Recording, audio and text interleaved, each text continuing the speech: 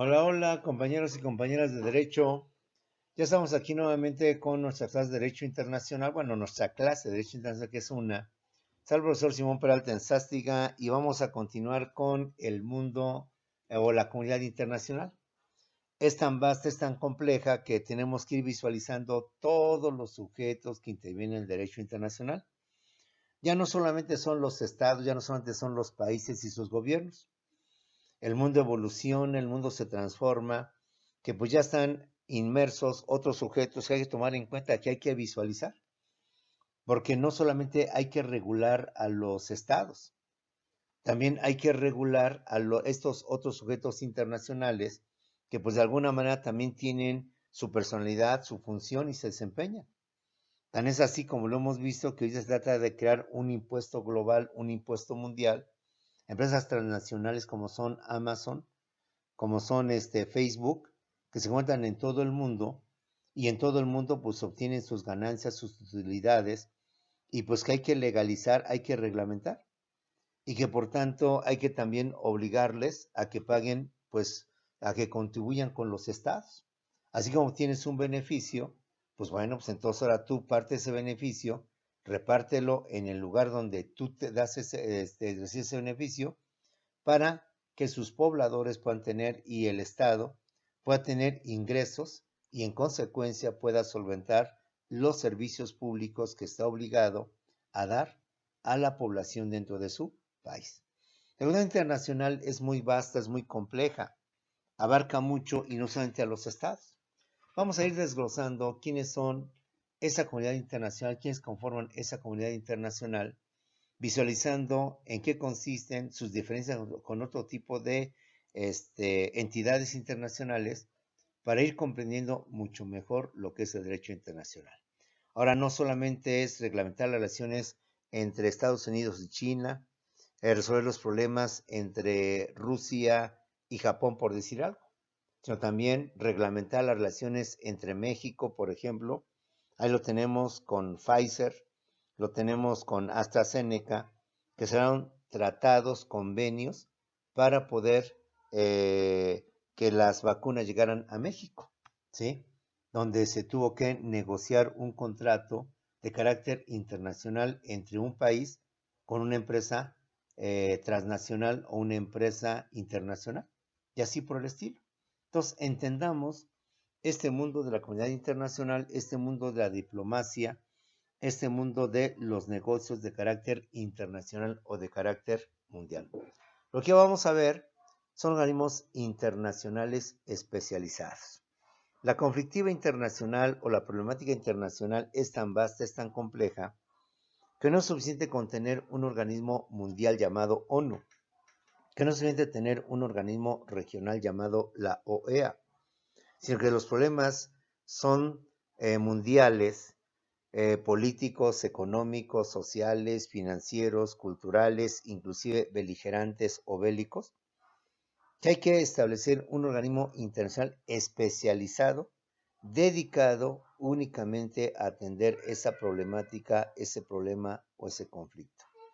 Entonces, dentro del organismo internacional, como es la ONU y la OEA, hay que crear organismos internacionales especializados para dedicarse a atender un problema mundial de carácter cultural, de carácter económico, de carácter político, de carácter, etcétera, etcétera. He ahí la importancia de organismos internacionales especializados. Pero empecemos. ¿Qué son los organismos internacionales especializados? Tenemos lo que vienen siendo los organismos financieros internacionales. Los financieros internacionales son entidades creadas por las grandes potencias para financiar o dar créditos o préstamos a los países subdesarrollados o países que están en crisis económicas y por tanto poder solventar sus problemas. Sabemos que hoy la economía, la inflación, la devaluación, compañeros, y otros problemas más aquejan no solamente a unos países, sino a todos los países, inclusive a las potencias mundiales. Pero obviamente a quienes más les pegan estas crisis económicas o problemas económicos son a los países subdesarrollados. y por tanto a países siendo desarrollados que presentan crisis económicas. Insisto, la inflación, la devaluación y varias cosas por estilo. Ahorita con la pandemia, pues no solamente México y los países desarrollados fueron afectados, también las grandes potencias presentan problemas de recuperación económica, de estancamiento económico, de recesión económica y todo lo que implica la problemática económica financiera. En consecuencia, muchos países, al igual que las personas, pues necesitamos un préstamo, un crédito. Y pues a nivel de país, pues caso de México o cualquier otro país, pues no podrían ir que a Bancomer, a Banamex, como van las empresas, o vamos usted y yo, a pedir un préstamo, a pedir un crédito. Ya hablamos porque un país cuando pide dinero, pues no es como nosotros de unos 2,000, 5,000, 15,000. No es como las empresas de millones de pesos, sino que hablamos ya muchas veces de cantidades fuertes de dinero, que difícilmente un banco, los bancos comerciales, Banamex, Bancomer, HSBC, etcétera, lo podrían dar. Entonces, ante esta problemática de carácter mundial, donde los países requieren de fuertísimas cantidades de dinero, entonces se ha creado desde los años 40, lo vamos a ver desde los años 50 y antes atrás, los llamados organismos financieros internacionales.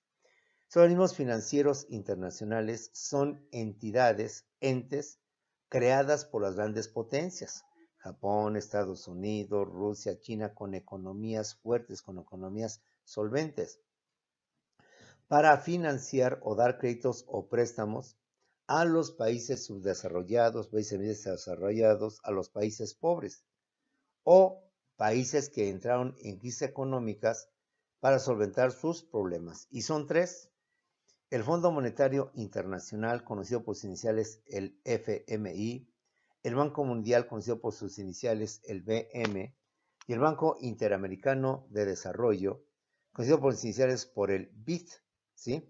Son los tres organismos internacionales financieros que proporcionan o que dan lo que viene siendo crédito, financiamiento, préstamos internacionales, que van a crear o a generar lo que viene siendo, compañeros, la deuda pública. Y son el Fondo Monetario Internacional, FMI, el Banco Mundial, el BM, y el Banco Interamericano de Desarrollo, el famoso BID. Analicemos cada uno de ellos, compañeros, visualicemos en qué consiste cada uno de estos organismos financieros internacionales. Y empecemos con el Fondo Monetario Internacional. El Fondo Monetario Internacional, FMI, surge en 1945, justamente al terminar la Segunda Guerra Mundial. ¿Por qué? Por razones obvias. Sabemos que en una guerra, y sobre todo de carácter mundial, hay países vencedores y países vencidos. Y aunque los países vencedores son los ganones, al final también van a perder financieramente, económicamente hablando. Tuvieron que gastar en armamento y en mucho armamento en la manutención o mantención de sus ejércitos. Entonces tuvieron que gastar muchísimo dinero. Van a quedar algunos de ellos, aunque ganaron en la batalla, pues económicamente o financieramente quebrados. No sigan los países derrotados. Han quedado completamente devastados, completamente en ruinas, donde habrá que tener fuertes inversiones para crear la infraestructura: carreteras, caminos, puentes, escuelas, hospitales, unidades habitacionales, las casas que fueron destruidas, los museos. Es decir, había que levantar nuevamente al país. Por razones obvias, pues dos países, tanto vencedores como vencidos, los unos por su devastación total, los otros porque pues había que levantar las finanzas, porque todo se invirtió en aparatos o en equipo de guerra, habría que buscar quién nos financiara, quién nos diera estos créditos. Insisto, si eso quedó devastado, pues los bancos o los comercios, los que podían en un momento determinado potencializar o ayudar a los gobiernos, pues ahora no tienen ese capital.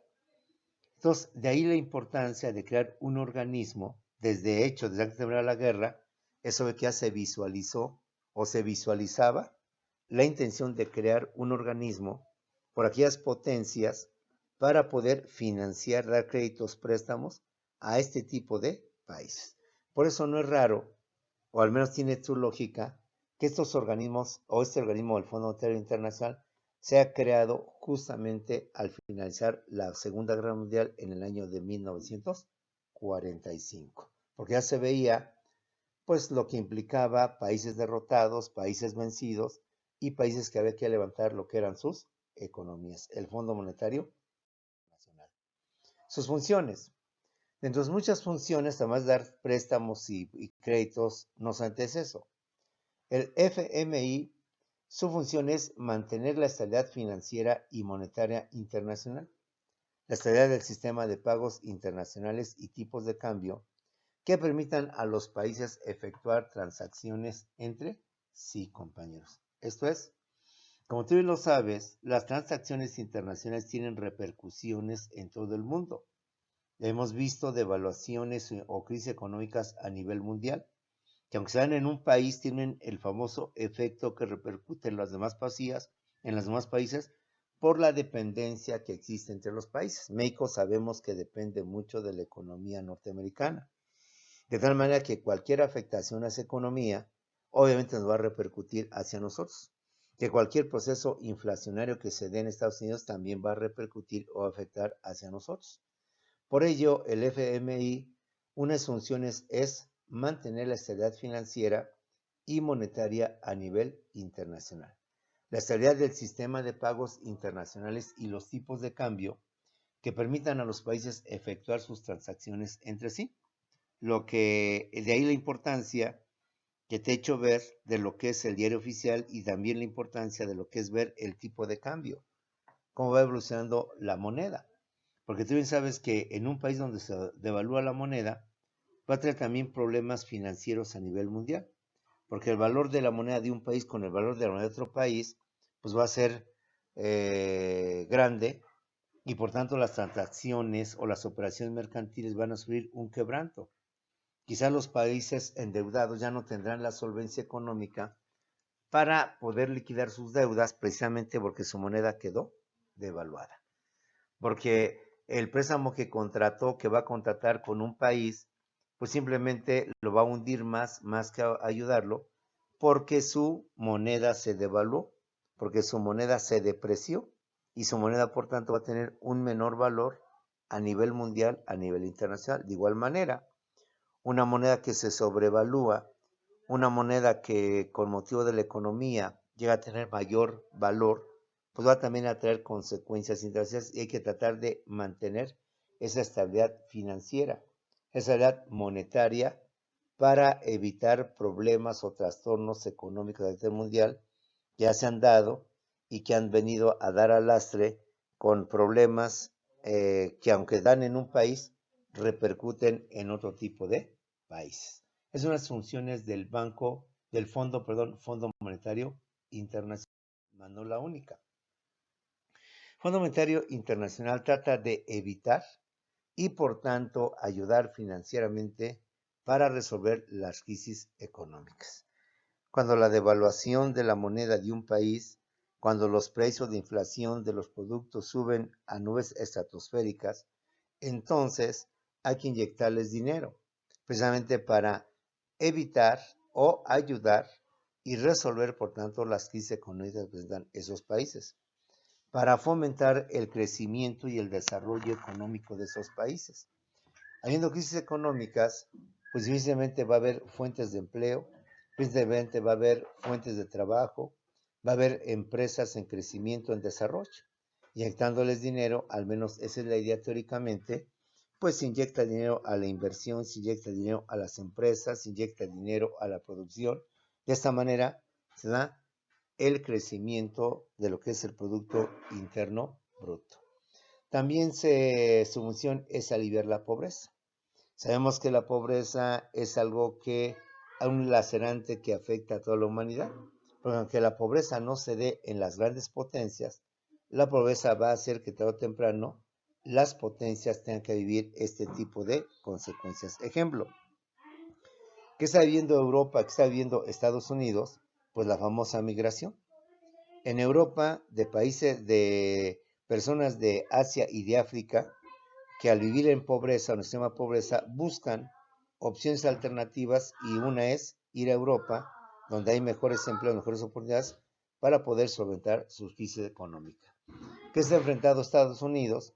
Pues la migración de países, de los lugareños de El Salvador, de Guatemala, de Honduras y de México, obviamente, para llegar a su territorio y por tanto obtener mejores niveles de vida, mejores opciones y acabar con su pobreza. Entonces, como puedes ver, la pobreza, aunque se da en países subdesarrollados de África, de Asia y de América, repercute también en las grandes potencias. Y en consecuencia, tratar de ayudar, de aligerar o de aliviar la pobreza, implícitamente o indirectamente, beneficia o ayuda también a las grandes potencias. Porque de lo contrario, pues a mayor pobreza, mayores problemas se enfrentarán. Se nos quita la migración, Europa la vive, Europa la trata de impedir, Estados Unidos también la trata de impedir, porque a la postre sería un conflicto que se representaría mucho más largo. Esto es el Fondo Monetario Internacional a grandes rasgos, sus funciones. No se trata de prestar dinero, se trata de evitar, resolver las crisis económicas, de fomentar el crecimiento de los países y obviamente de aliviar lo que viene siendo la pobreza. Otro organismo financiero internacional es lo que viene siendo el BM, es decir, el famoso Banco Mundial. El Banco Mundial, compañeros, no solamente da o proporciona dinero, préstamos, sino que da asistencia financiera y asistencia técnica a los países subdesarrollados. Es decir, cómo manejar el préstamo, cómo invertirlo, cómo lograrle provecho a este tipo de préstamos que al final pues desangran a las economías, desangran a los países. Si México ahorita tiene un problema financiero, es precisamente por la fuerte deuda pública que tiene. Si México ahorita no tuviera, ni tuviera que pagar intereses o pagar sus préstamos que desde la época de Guadalupe Victoria, 1824, México empezó a endeudarse, pues seguramente México tendría mayores ingresos para poder atender su problemática y su situación financiera. El Banco Mundial no solamente da préstamos, sino que además da y proporciona asistencia financiera y técnica a los países subdesarrollados. Es como cuando las grandes empresas obtienen tecnología, que siendo nueva y siendo novedosa, pues entonces no solamente te vendo la tecnología, también te vendo la capacitación, la asistencia técnica para que tus operadores, tus ingenieros o tus profesionistas puedan operar esta tecnología nueva, porque pues sí la compro, pero ¿cómo la he hecho funcionar? Entonces las empresas que dan esa tecnología te ofrecen también la asistencia técnica. De igual manera, ese organismo no solamente te otorga el dinero, sino que además te da la asistencia técnica, financiera de cómo manejarlo, cómo invertirlo, cómo sacarle un mejor provecho y no endeudarte a tontas por el mal manejo de ese préstamo, de ese financiamiento. El Banco Mundial también entre sus objetivos tiene la de erradicar la pobreza mediante préstamos, créditos y apoyos económicos. No es que estos organismos sean unas almas de Dios, no es que estos organismos sean unas almas caritativas que tratan de ayudar a los países pobres, a los países menesterosos, sino más bien porque no les conviene, como lo que hemos dicho anteriormente, que haya pobreza a nivel mundial. Digo, de manera absoluta, porque ya lo están viviendo ellos. La constante migración de gente de países pobres que van en busca de mejores posiciones. Hemos visto, y por eso la importancia de que estés viendo las noticias, no solamente por otra cuestión, sino entender tu entorno, que como Italia, como España y como los países que están sobre el Mediterráneo por donde llegan los migrantes, se les impide la entrada. Y muchas embarcaciones, al no poder llegar, pues cuánta gente ha muerto en su travesía sobre el Mediterráneo para llegar de África hacia Europa. Lo mismo que pasa aquí en el río Bravo, que muchos se aventuran a cruzarlo cuando van sus corrientes muy fluidas, y cuánta gente se ahoga, cuánta gente muere ahí. O los que transitan por el desierto, que también no logran su propósito y llegan a fallecer en esas temperaturas extremas. Entonces, a nadie le conviene que haya extrema pobreza, porque la pobreza empieza con esto y al rato empieza, pues, obviamente con lo que es la rebeldía, las rebeliones, los levantamientos, las guerras, los conflictos, ansiedad política y todo lo que conlleva este tipo de problemas. Por eso el Banco Mundial a nivel internacional trata no como un alma de Dios o alma caritativa, dar préstamos para aligerar la pobreza de los países, sino porque en realidad no le conviene al mundo la existencia de pobres o de países pobres por los problemas que implicaría en el presente y que implicaría obviamente en el futuro, compañeros. La otra institución financiera de carácter internacional es el famoso BID, el Banco Interamericano de Desarrollo, que por su nombre, pues más bien es una institución de carácter local, de carácter regional, de carácter continental. El Banco Interamericano de Desarrollo, o el BID, fomenta el desarrollo de América Latina y el Caribe, entre las siguientes acciones. Recuerda que América Latina, compañeros, dentro del continente americano está América Latina. Es también hay que visualizarlo, porque Latinoamérica, ejemplo, Estados Unidos no es Latinoamérica, Canadá no es Latinoamérica. En cambio, México sí es Latinoamérica. Sí, Latinoamérica dentro del continente americano es desde México hacia abajo. Todos los países desde México hacia abajo son países latinoamericanos hasta Argentina, hasta la Patagonia. Estados Unidos y Canadá son países del continente americano, pero no son latinoamericanos. ¿Sí? ¿Por qué? Porque los países latinoamericanos son los países que tienen su idioma o el origen de su idioma es el latín y en consecuencia el latín era el idioma oficial de Roma. El latín es una lengua madre que surgió en Roma y que Roma conquistó pues toda Europa, el norte de África y el este de Asia. Entonces Roma en su máximo esplendor te conquistó Francia, te conquistó Portugal, te conquistó España, te conquistó Italia. Y entonces el idioma latín, el idioma oficial de Roma, que es el latín, se unió con el idioma de estos países. De tal manera que del latín derivó el francés, el español, el portugués y el italiano. En consecuencia, todos los países que tienen en su idioma el latín son latinoamericanos. México habla el español y todos los países de América hablan el español, salvo Brasil, que habla el portugués, porque Brasil, perdón, fue conquistado por Portugal y no por España.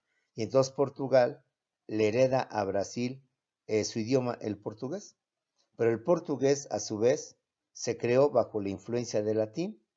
Entonces el portugués, al igual que el español, tiene su origen en la lengua madre llamada el latín.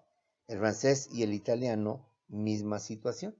Entonces, por eso, compañeros, por eso, los países latinoamericanos son desde México hasta lo que viene siendo Argentina y las islas Haití, Cuba, República Dominicana, Costa Rica. Son los países del Caribe que por tanto también hablan estos idiomas y en consecuencia son países latinoamericanos. Estados Unidos no, Estados Unidos, como sabes, su origen es Inglaterra, son anglosajones y por tanto ese idioma no viene siendo nada vinculado con el latín y con el español.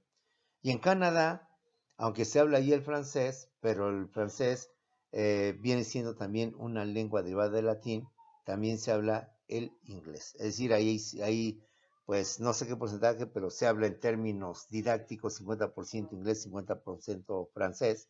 Entonces están más ligados a la cultura anglosajona que a la cultura latinoamericana. Entonces fomenta el desarrollo de América Latina y el Caribe mediante las siguientes acciones. Contrarrestar los índices de pobreza extrema y la desigualdad. Si algo distingue a Latinoamérica, principalmente los países sudamericanos y algunos centroamericanos, es que son países subdesarrollados en pobreza. Países, por tanto, que tratan de levantarse.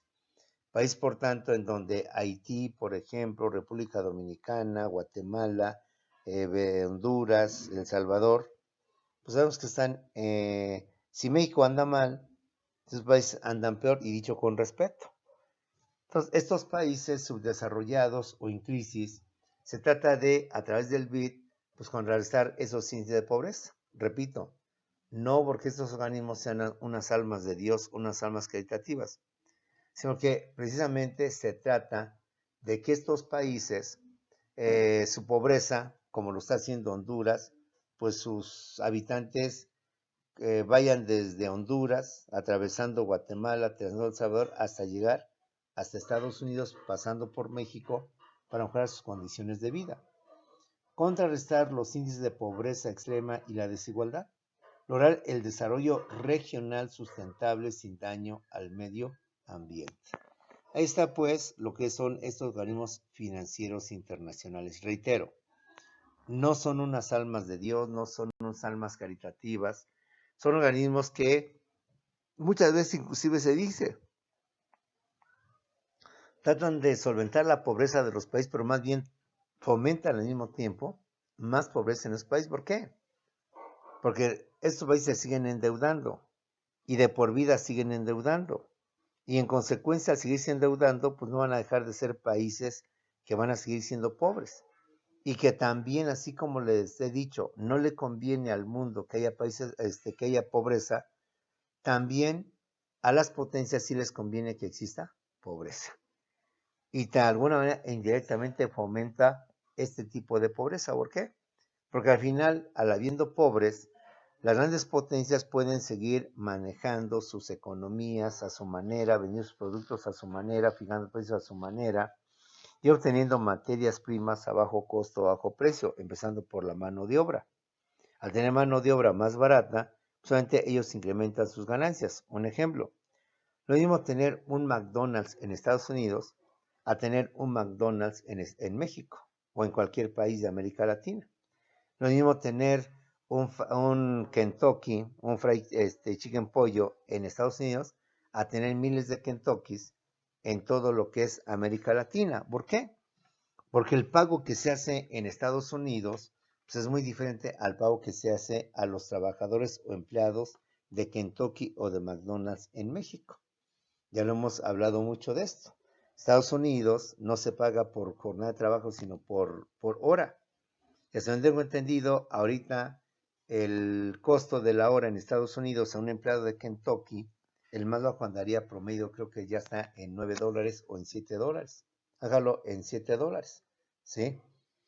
Si te pagan $7 o $9, $9 por hora, y lo comparamos con al precio de nuestra moneda, el tipo de cambio de nuestra moneda, que son 20 pesos, entonces 9 por 2, 18, 180, ya te pagarían 180 pesos por una hora de trabajo. Pues horas te pagarían 360 pesos por 2 horas. Cambio aquí en México por 8 horas, te están pagando promedio de 115 pesos. Entonces, mientras allá por una hora me pagan más de un salario mínimo por 8 horas en México, pues comprenderás entonces cuál es la situación y la importancia de esas empresas. Tener una empresa, un Kentucky, un McDonald's en Estados Unidos, implica que a mis empleados le pague $9 por hora. En cambio, en México o en cualquier otro país de América, si yo tengo un McDonald's o un Kentucky, les voy a pagar a cada empleado por sus 8 horas de trabajo 115. Y para verme bondadoso y misericordioso, pues les pago a 120, a 140 a las 8 horas. Lo que yo pagaría ya por un solo empleado en Estados Unidos. Así que, jóvenes, como puedes ver, es un juego que hay que entender cómo se mueve la economía y cómo se mueve la política a nivel internacional, para que el derecho de esa manera pues también vea por dónde va. Pues a las potencias mundiales pues no les convendría esto. ¿Por qué? Porque imagínate que se estableciera que a nivel mundial, se estableciera que el salario fuera de $9 o el equivalente a $9. ¿Sí? Entonces, ¿qué pasaría? Pues ahí está la situación, compañeros. Que a los países pobres no les convendría estar pagando en todo el mundo el mismo salario. A ellos les conviene que siga habiendo esta situación para que de esta manera, pues, puedan tener mejores ganancias. Porque las ganancias que se tendrían en Estados Unidos no se compararían con las ganancias que tendrían en los países de América, serían mucho mejores ganancias. En fin, es mucha la problemática, mucha la situación, y por eso el derecho internacional pues tiene esa cuestión. Ya Donald Trump dijo que a él le importan más sus industrias que la contaminación ambiental, que él prefiere que sus industrias sigan produciendo, aunque sigan contaminando, pero lo importante es la economía de Estados Unidos y no la quería sacrificar. Entonces, con este criterio de Donald Trump, pues puede haber otros presidentes que también digan lo mismo, ¿sí? No me conviene a mí que haya un derecho que me obligue a pagar en todo el mundo, en África, en América Latina, un salario como lo estoy pagando en Estados Unidos. Pero pasemos a otros organismos internacionales. Tenemos también dentro de esto instituciones comerciales internacionales, como son la Organización Mundial de Comercio, la OMC. ¿Qué es la famosa OMC? Su antecedente lo constituye el GATT, el Acuerdo General de Aranceles y Comercio previo a la formalización de la Organización Económica. Recordemos que actualmente estamos viviendo en la llamada globalización económica, que a su vez implica que todas las empresas puedan vender y países vender sus productos en todo el mundo sin restricciones, sin impuestos, sin permisos de importación y exportación. En estas organizaciones está la OMC, Organización Mundial del Comercio. Su antecedente lo constituye el GATT, es decir, una organización que así se llamó y que después dio lugar a la OMC. El GATT, por sus iniciales en inglés, es el Acuerdo General de Aranceles y Comercio, que estableció para que los países pudieran dar paso a la organización económica, para que los países crearan el libre comercio, la libre comercialización de mercancías de un país o de países entre sí, sin tener que pagar permisos de importación, de exportación, aranceles o impuestos que impedían el libre comercio internacional. Y de esta manera se crea la OMC, Organización Mundial de lo que es el Comercio. Ahora, ¿cuáles son sus funciones? Las funciones de la OMC es establecer y regular las normas del comercio internacional. Porque siempre las grandes potencias pues establecen condiciones favorables a ellos, desfavorables a los países en vías de desarrollo.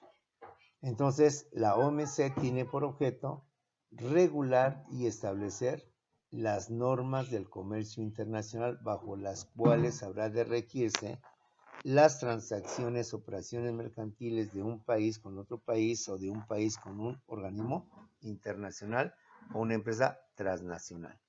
De igual manera, la OMC va a servir para ser el foro para las negociaciones y controversias comerciales a nivel internacional.